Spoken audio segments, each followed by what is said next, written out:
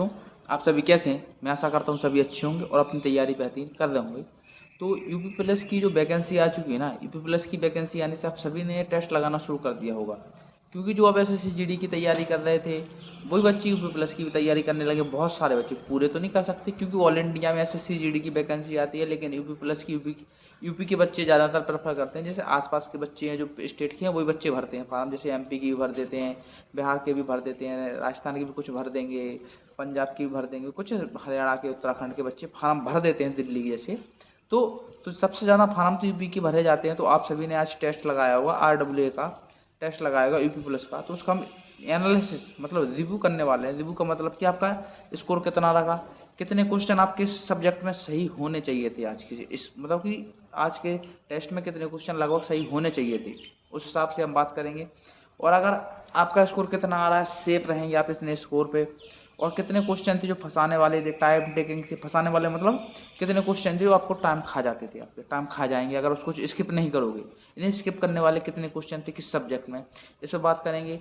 और आगे हम बात करेंगे कि आज का पेपर थोड़ा टफ था, कैसा रहा, कितना नंबर आएगा, इस पर बात करेंगे। ठीक है, पहले हम बात करें अपने टेस्ट की। मैं भी लगाता हूँ क्योंकि जिसका रिव्यू करूँगा उसका बताऊँगा आपको किस प्रकार से, तो मुझे खुद लगाना पड़ेगा, तभी तो मुझे अंदाज़ा बैठेगा किस प्रकार से टेस्ट है।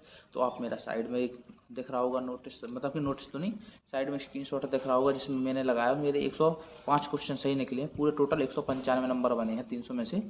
ठीक है, 17 गलत हैं और 6-7 कितने अटैम्प्ट है, जितने भी हों अनअटैम्प्ट हैं।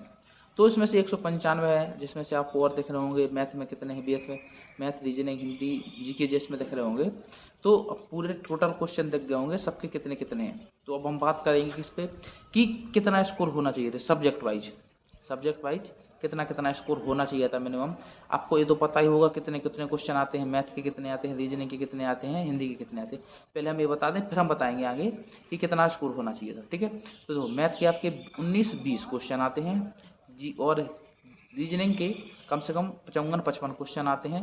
तो दोनों मैथ और रीजनिंग को मिला के 75 क्वेश्चन हो जाते हैं। ठीक है, और GK GS और हिंदी को मिला के 75 क्वेश्चन होते हैं, जिसके किसी के दोनों में से एक के 38 आएंगे, एक के 37 आएंगे। हिंदी 38 दे देंगे तो GK GS 37 आ जाएगी, GK GS के अगर 38 देंगे तो हिंदी के 37 क्वेश्चन आ जाएंगे। तो ये जरूर ध्यान रखें। तो हम बात करते हैं कितने क्वेश्चन आज के सेट पेपर में आपके सही होने चाहिए थे लगभग अंदाजे से।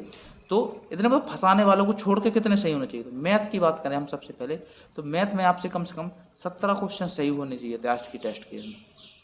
आज के टेस्ट में मैथ में कितने आपके 17 क्वेश्चन सही होने चाहिए थे। दो क्वेश्चन थे जो ऐसे फंसाने वाले थे। मिनिमम अगर मैथ के आपके 17 सही है, 17 से ऊपर है तो बहुत अच्छा स्कोर है मैथ में। 2 क्वेश्चन थे जो फंसाने वाले थे मैथ में। ठीक है, हम बात करें रीजनिंग की, तो रीजनिंग में आपके कम से कम 48 क्वेश्चन सही होने चाहिए थे 55 में से। रीजनिंग में है 48 से ऊपर क्वेश्चन है तो आपका बहुत अच्छा स्कोर है। 45 प्लस 48 से ऊपर तो बहुत अच्छा स्कोर है। 45-46 ये भी सही स्कोर है, ऐसा नहीं कि बिल्कुल नहीं, लेकिन आप बढ़ाने की कोशिश करें कि हमारा स्कोर कम से कम 48 प्लस रहे, समझिए। तो इसमें आपको नंबर ऑफ मतलब कि नंबर ज़्यादा बढ़ने लगते हैं। मैथ ही रीजनिंग है जो स्कोरिंग सब्जेक्ट होता है, आप जरूर ध्यान रखें। तो आपके रीजनिंग में कितने 48 प्लस, इसमें 5-6 क्वेश्चन थे जो फंसाने वाले थे, जो टाइम खा जाते हैं आपके। और कुछ ऐसे रहते हैं ना, 2-3 क्वेश्चन तो क्लियर है कि जो बहुत कम बच्चों को बनते हैं, जिनकी अच्छी अंग्रेजी मतलब कि इंग्लिश अच्छी है ना, वही कर पाते हैं। वोकेब उनकी इंग्लिश की वोकेब अच्छी है। से एक क्वेश्चन था जो मतलब कि उसको सेट करना था कि अंग्रेजी में कौन सा वर्ड बन सकता है, उसका पर्यायवाची मतलब कि विलोम शब्द लिखिए, तो वो जिसकी वही वोकेब अच्छी है इंग्लिश की ना, वही कर सकता था। ठीक है, किसी का तुक्के भी लग गए हों वो बात अलग है। अब हम बात करें हिंदी के 37 क्वेश्चन थे। 37 में से मेरे को पता है कि मुझे 20 बने, क्योंकि मैंने हिंदी नहीं पढ़ी है, क्योंकि रस छंद अलंकार सब कुछ आता है इसमें। हिंदी में पूरी व्याकरण आती है, पूरी वोकेब आती है हिंदी की। तो अब उसमें जब वोकेब वाले जितने क्वेश्चन थे जो मुझे व्याकरण आती थी उतने किए मैंने, 20 किए, 20 आए क्वेश्चन सही निकले, 3 अटेम्प्ट थे, अनअटेम्प्ट थे 14 गलत हैं। तो आप भी इसमें अगर मतलब कि 28 क्वेश्चन मिनिमम 28-29 क्वेश्चन अगर कर रहे हैं ना हिंदी में, तो आपको बहुत बढ़िया स्कोर है। 28-29 क्वेश्चन कर रहे हैं तो बहुत, पढ़ने के बाद, ऐसा नहीं कि आप बिना पढ़े मॉक टेस्ट लगा रहे हैं तो आप सोचेंगे इतना कर लें, ऐसा नहीं होता। पढ़ने के बाद अगर 28-29 कर रहे हैं ना तो बहुत अच्छा स्कोर है आपका। ठीक है, हम बात करें आगे GK GS की, तो GK GS में भी तो 23-24 सबके क्वेश्चन बन जा रहे हैं 38 में से, तो बहुत अच्छा स्कोर है। बहुत अच्छा स्कोर की बात कर रहे हैं, बहुत अच्छा स्कोर है 23-24। मेरे खुद हैं तो 20 क्वेश्चन हैं मैं अपनी नहीं बता रहा हूँ अगर 23-24 है, क्योंकि पढ़ी नहीं है जो चीज़, मैं नहीं कह सकता। तो बिना पढ़े मैं 1 साल से नहीं पढ़ी ये चीज़, तो मेरे इतने नंबर आए। तो आप पढ़ के भी अच्छे से अच्छे नंबर ला सकते हैं। अगर मैं वही चीज़ करूँ, मैं अगर पढ़ता होता ना, अगर मैं रेगुलर पढ़ रहा होता, यूपी प्लस की या SSGD की तैयारी कर रहा होता, तो यूपी प्लस में आज मेरे, अगर मैं बात करूँ तो मेरे 225 क्वेश्चन, मतलब 225 नंबर से ज़्यादा होते। यानी क्वेश्चन की बात करूँ तो 120 क्वेश्चन सही क्वेश्चन होते। अगर 105 है ना, तो 120 तो 125 क्वेश्चन सही होते क्लियर इसमें। क्यों? क्योंकि दो मैथ में मेरे 2 गलत हो गए, रीजनिंग में 5 शायद गलत हो गए, तो 5 वो गलत नहीं होते। और दूसरी चीज़, हिंदी में जो हमारे 20 निकले, 20-30 से ऊपर ही निकलते क्लियर, तो 10 क्वेश्चन बढ़ गए ना।